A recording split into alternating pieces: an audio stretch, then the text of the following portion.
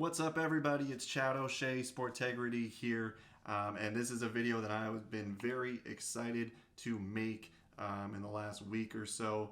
Just been taking my time looking at March Madness, looking at the brackets, and after spending the last couple days of evaluating what we're looking at for March Madness in the tournament this year, I have some really juicy sleeper picks that I think if you're bold and you want to follow along, these are some teams that can really ruin brackets this year. I made a video last year and kind of half and half, made some nice picks and some nice shocking picks last year. So I'm hoping to continue the trend, and I will have a bracket with all of these upsets in it. So I'll post that on my Instagram, on my media Instagram, and then we'll kind of compare and see how that does too. So we're getting a little wild here, but in a weird little environment here. I'm coming to you from a hotel room, traveling for work right now, so this is a little bit different. Also, with the lighting, don't have my glasses on because there's just like nowhere in here to do it with glasses because you just don't see my eyes or see anything. So new environment, new attempt. Let's see what we do with no glasses here. And we'll just get this video going. I have a few sleepers, and without further ado, let's get into it and let's see which teams are going to cause some chaos this year in March Madness. Now, the first sleeper team that I have my eye on, Virginia Tech. Now, this is an obviously very popular pick. If you look online, you look around what other people are picking, Virginia Tech is a popular kind of long-run choice that people have. But I'm pretty confident that they'll move on. You look at who they're facing in Texas. They're facing a Longhorns team that has been very dominant at home, but that's the reason that they're here. On the road and in neutral games, they just have not looked as good as their resume might seem. The Longhorns were 16-3 at home, but they were just 5-8 in neutral games, and so neutral and away games combined. I think it was 1-1 in neutral games, so 4-7 on the road, but combined 5-8 away from their home court. And obviously, they're not in their home court here, and they're facing a Virginia Tech squad that is red hot after running through the ACC tournament, winning that tournament by beating the likes of Notre Dame, UNC, and Duke, all teams that are in the tournament. Notre Dame in the play-in, but technically in the tournament. So the Hokies are red hot. And Texas, they have a shaky offense, and it really just does not match up well with the type of style that Virginia Tech brings.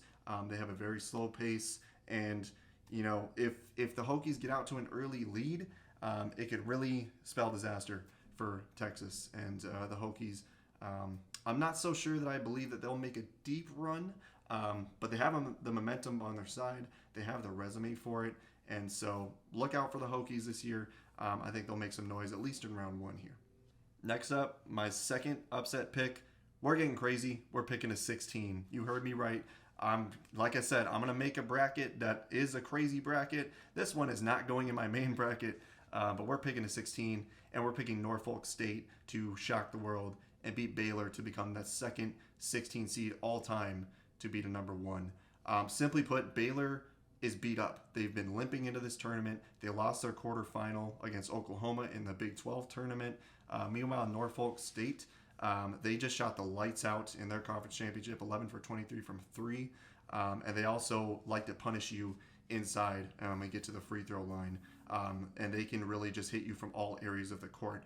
And Baylor, I mentioned, they're beat up. They're limping into this tournament. They lost big man. I got to look at my notes for the name because it's Jonathan Chamois Chachoa, however you say that name. Hopefully it's somewhat decent pronunciation there.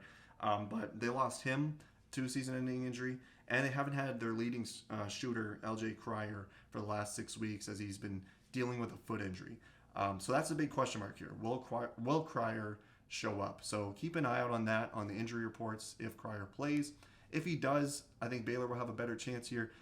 But if Cryer does not play, or even if he's hampered by injury, Norfolk State, they can really make some noise, jump out on Baylor early.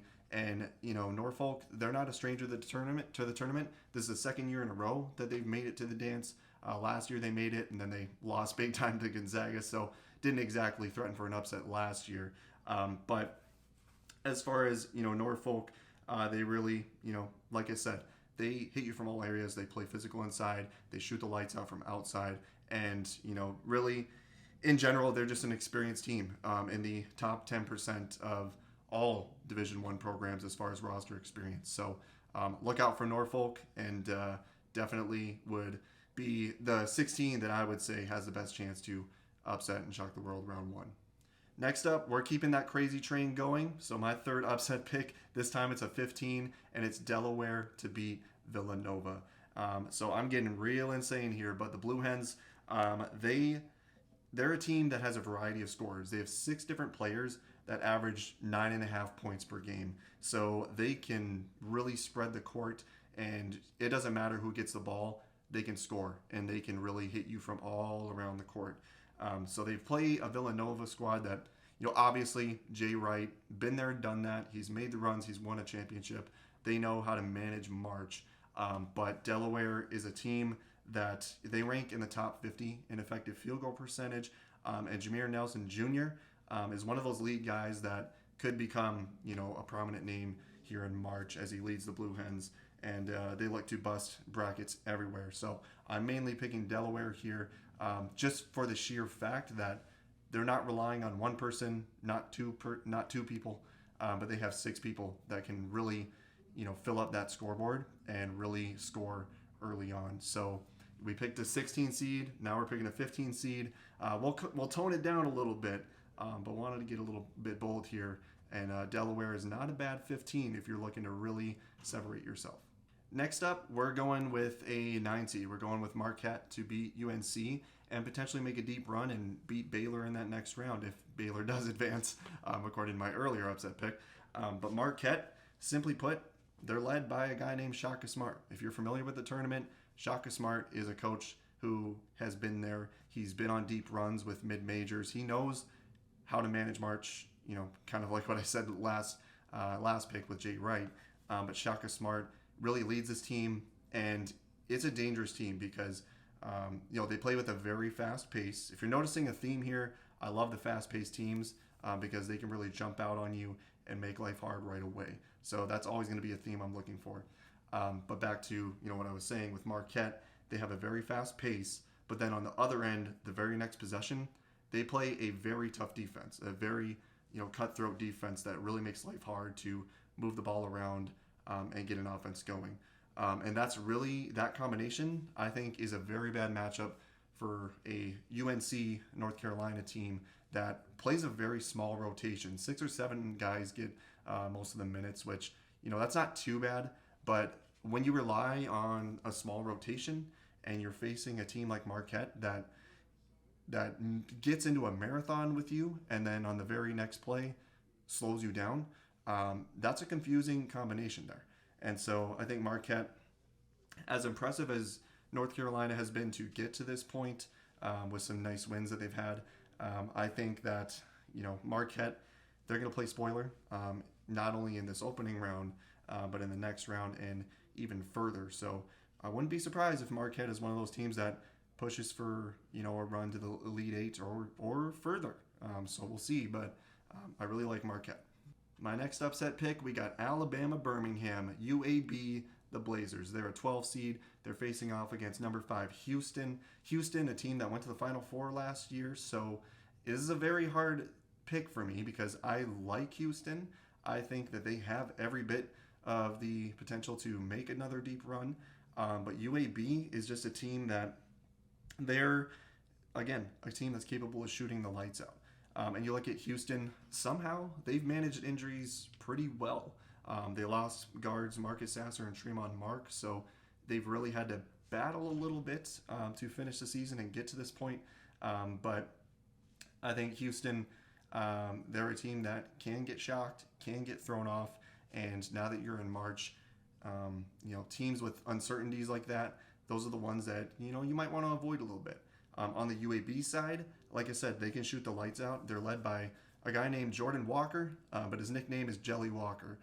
So based off name value alone, I'm picking UAV because I want to see a guy named Jelly Walker become the face of March Madness and just hear about Jelly Walker nonstop. But UAB, I've seen people say it, but it seems like a team that's destined to make a run here. They in their conference tournament, they survived a 3 overtime game to fight their way to this point. So they face that adversity. They know what March brings, and they've weathered that storm to get here. And I think UAB is going to be a team that, they're going to be very hard to put down and very hard to eliminate. So watch out, Houston, because Jelly Walker is coming for you. My last upset, we're picking Ohio State. And if you watched my video last year, you know that I picked against Ohio State in a big way. I chose Oral Roberts, and Oral Roberts went on to really spoil Ohio State's hopes of making a run as a 2 seed.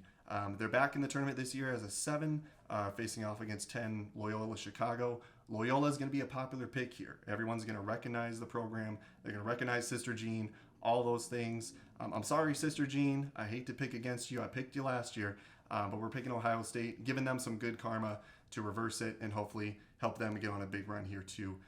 This pick, it's a little shaky because Ohio State is another one of those up and down teams, but I'm banking on the good Buckeyes to show up here. The Buckeyes that have wins against Duke, Seton Hall, Wisconsin, Illinois, Michigan. So many teams in the field that they've shown that they can beat on their best day. So I'm really hoping for the Ohio State to show up that is that good team, can compete with anyone in the floor, because that Ohio State team is the 2 seed from last year, and they have the very similar makeup that got them to such a high seed last year. And so, they have every bit of talent and upside to advance. And so, they're a 7 seed that I'm looking at as one of those teams that can really make a deep run here. And like I said, hate to pick against Loyola, hate to pick against Sister Jean, but I think the Buckeyes, they really have a shot at redemption here, and they're going to have a very bad taste in their mouth after their first round exit to Oral Roberts last year.